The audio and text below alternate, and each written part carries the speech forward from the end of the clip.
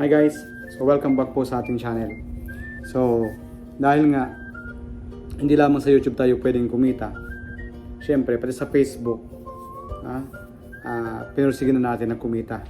At sa kagandahang palad nga ay meron na tayong naipon kahit konti. So ngayon tuturuan ko kayo kung paano padamihin ang followers ninyo. Okay? Kasi nag-uumpisa yan, dapat marami yung followers mo para ma-recognize ka ni Meta. Okay? So huwag nating patagalin. Turo ko sa inyo kung paano padamihin ang followers. Okay? Let's go. Okay? So ang una natin gagawin, i-open natin yung ating Facebook account. Ayan. Okay? Kung makikita ninyo, ito yung ating profile. Ito. Profile yung ginagamit ko dito. Okay? Pag ganyan yung lumabas, makikita natin kung ilan yung followers mo. Pag click natin itong profile natin, click mo yung profile, then i-open natin ang ating ito, nakalagay ba dyan 5,300 followers. Click mo yan. So yan, nasa 5,391 followers na po tayo. Okay? Pero sa profile natin, ang limit lang natin ay 5,000 friends lang. Okay? So hindi na dyan tataas pa sa friends na sa number of friends na pwede nating ma-invite. Okay? So hanggang 5,000 friends lamang. So ngayon, direct to the point tayo, balik tayo. Okay, pag nandyan, i-click mo lang yung right side na profile mo. Ito. Click natin lang yan. Okay? Pagkatapos may click, yan yung lalabas, hanapin mo dyan yung groups. I-click mo lamang po ang groups. Alright. So yan. Lalabas dyan yung iba't ibang groups created sa ating Facebook. So yan, ang dami-daming groups dyan. Yan na yung mga groups na member ako. Okay? So para mapadami dyan, i-click mo po ang Discover. Ito.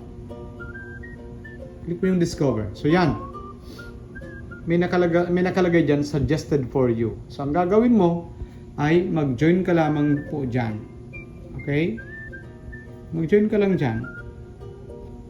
Ayun. Hintayin mo lang na i-approve ka ng admin ng group na yan. Okay? Yan, sample lang yan. Ito yung mga ginoin natin. Okay. So halimbawa, yan na yung mga ginoy natin. Paano ba dadami yan?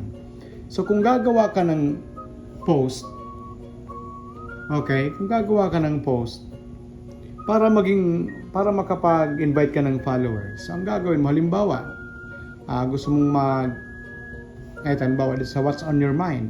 So dyan, maglagay ka lang dyan. Halimbawa, count me in. Kasi ito yung uso ngayon. So, lagyan mo ng, ayan, key, kasi count me in. Okay? Then, i-click mo lang yung next. Okay, kung makikita mo, yun yung lalabas. Okay?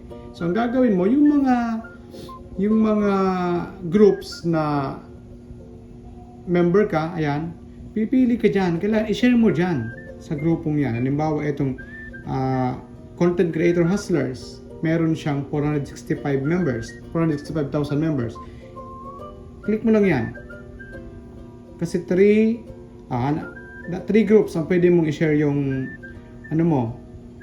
content mo. Halimbawa naman ito naman na Papa Bears, follow team Papa Bears. May 8,440. Then isa pa. Halimbawa ito naman na followers and star senders. So yan. 3 groups ang pwede mong i-sharean. So, click mo na yung post. So, yan.